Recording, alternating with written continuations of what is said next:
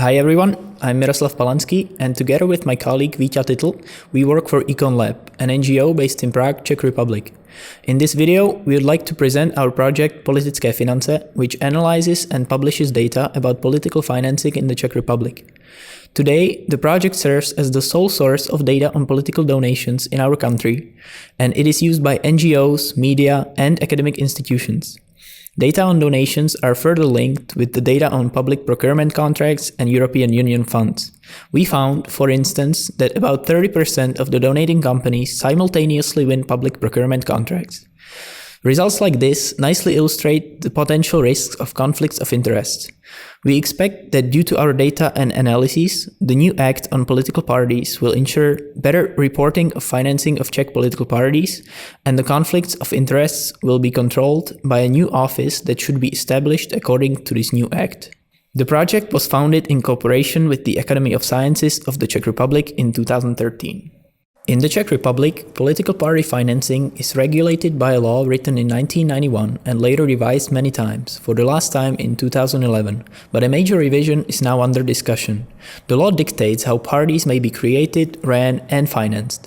One of the most important articles of the law states that each party must submit an annual report each year to the parliament. In the annual reports, parties must disclose the details of their financing, such as summaries of their incomes and expenses, balance sheets, lists of donations, or verified copies of donation contracts.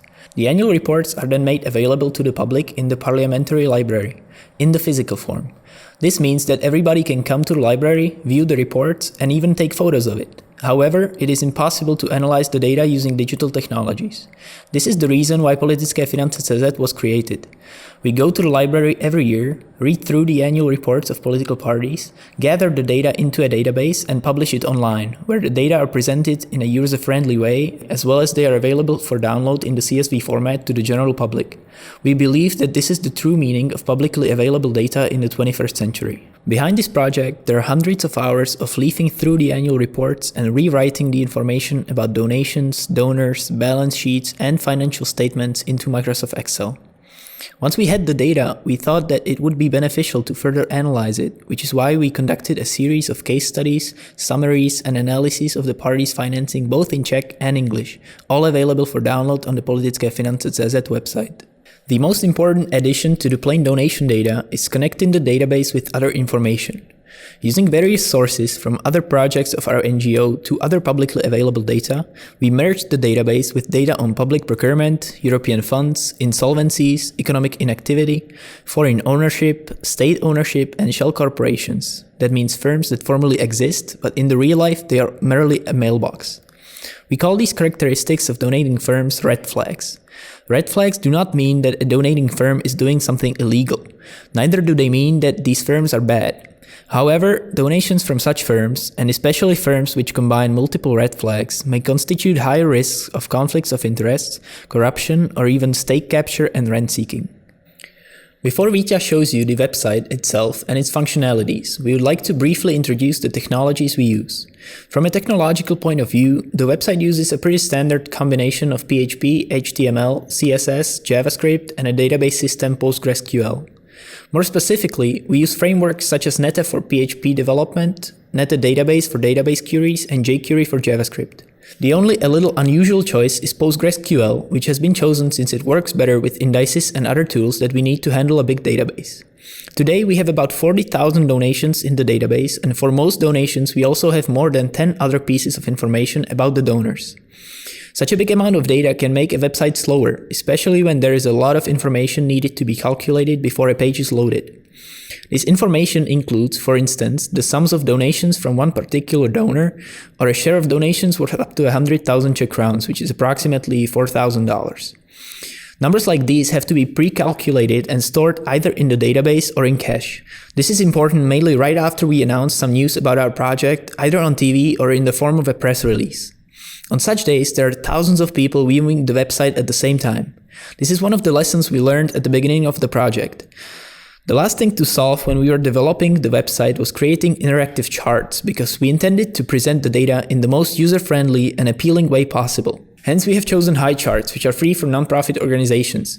They offer a large variety of charts that we needed and are compatible also with older browsers such as Internet Explorer 6, etc. Now let me give the word to Vitya, who will show you the results of our work. So, looking at the website of the project where all the data are available, we see that it's divided into three main parts.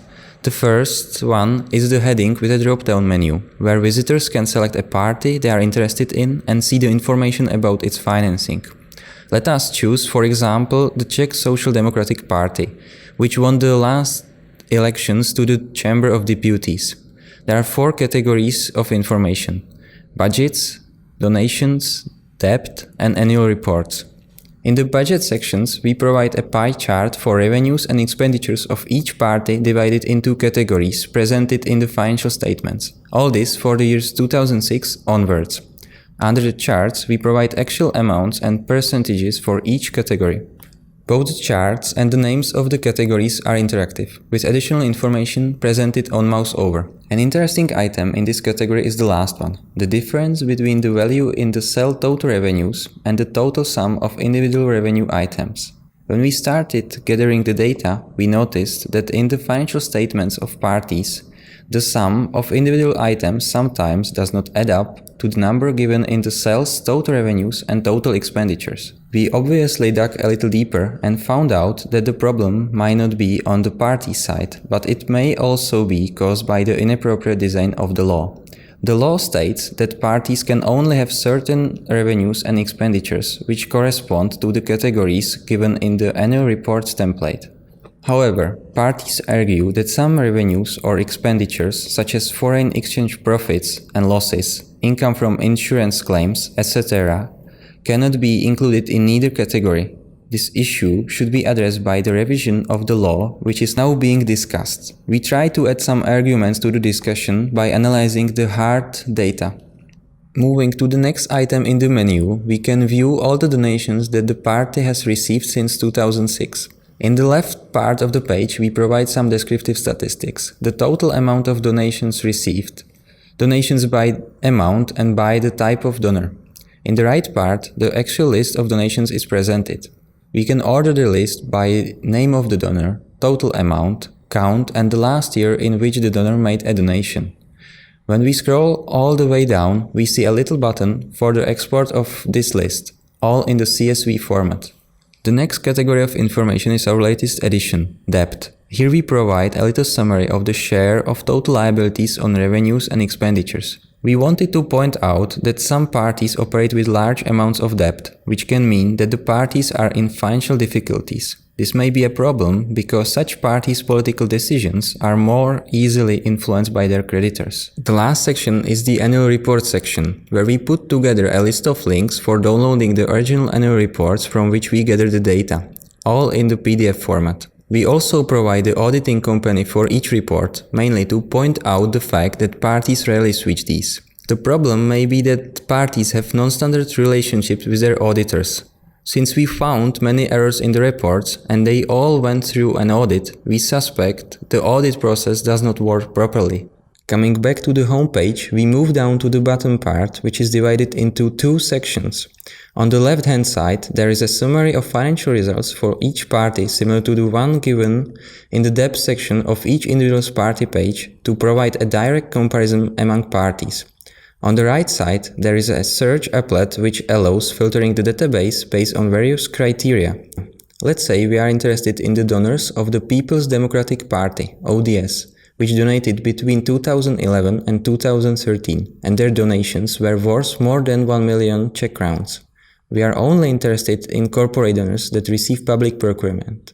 We click on search and get a list of all companies complying with these criteria. We can directly print out the list of donors or download it in the CSV format for further analysis. We can also search for a specific person among all donations by simply writing the name of the person into the search box. We also have some additional pages with information about the project, where we sum up the project history and publish our analysis of the data, or information about how we gather the data, and how the public can further use it.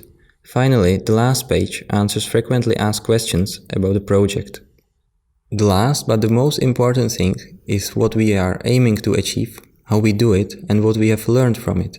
The overall goal is to make the financing of Czech political parties more transparent and thereby lower the risk of conflict of interest or corruption.